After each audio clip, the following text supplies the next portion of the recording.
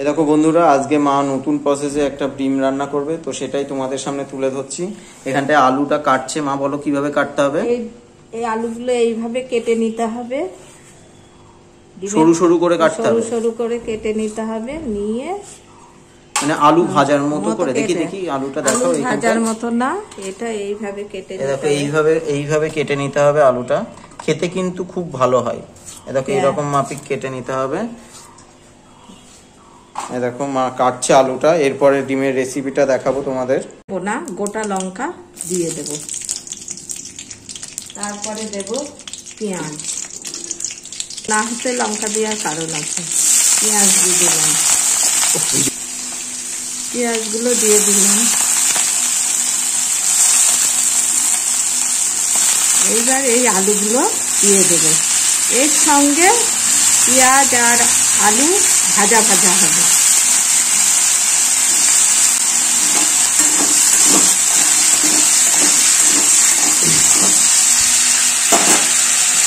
মতো লবণ দেওয়া হলো।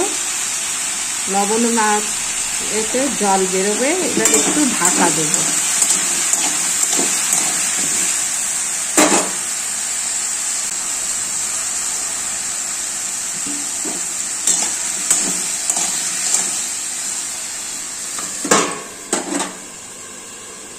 এটা ঢাকনাটা খুলে দেখি, পেঁয়াজ থেকে জল বেরিয়ে গেছে। সমস্ত কিছু জল বেরিয়ে এটা মাখো মাখো হয়ে গেছে। এইবার মশলাগুলো একে একে দিয়ে, আদা বাটা, রসুন বাটা, জিরে বাটা, এটা দিয়ে দিলাম। দিয়ে এবার সামান্য একটু জল দেব, যাতে মশলাটা ভালো করে কষায়। এর মধ্যে একটু লাল লঙ্কার গুঁড়ো দিলাম, আর মিট মশলার গুঁড়ো একটু দিলাম।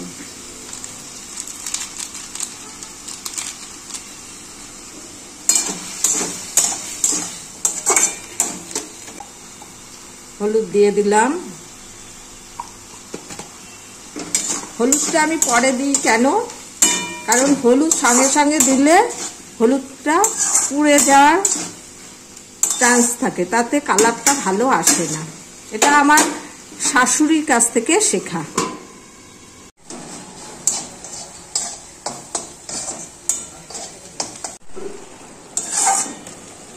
দেখো বন্ধুরা, তেল ছেড়ে দিয়েছে।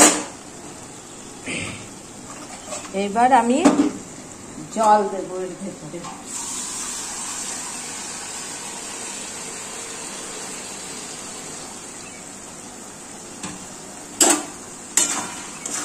দেখো মশলা থেকে তেল ছেড়ে দিয়েছে।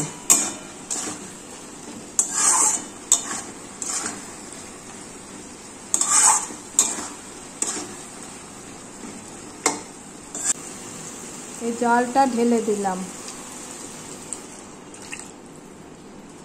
এবার জলটা ফুটে উঠলে একে একে ডিমগুলো বসিয়ে দেব।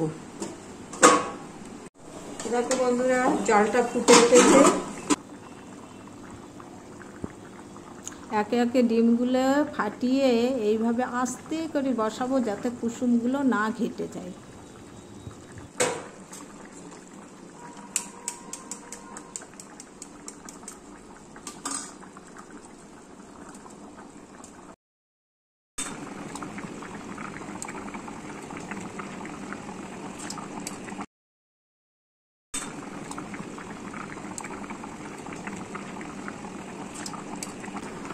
এবার ঢাকনাটা দিয়ে অনেকক্ষণ ফুটবে। এবার ঢাকনা সরিয়ে দেখি কেমন হয়েছে। একটা ডিম তোলো। এই দেখুন বন্ধুরা, একটা ডিম কেমন হয়েছে। এখানটায় দুটো ডিম আছে মনে হচ্ছে নাকি? একটা। ডিমগুলো সব এইভাবে তুলে নেব, সব এইভাবে তুলে নেব।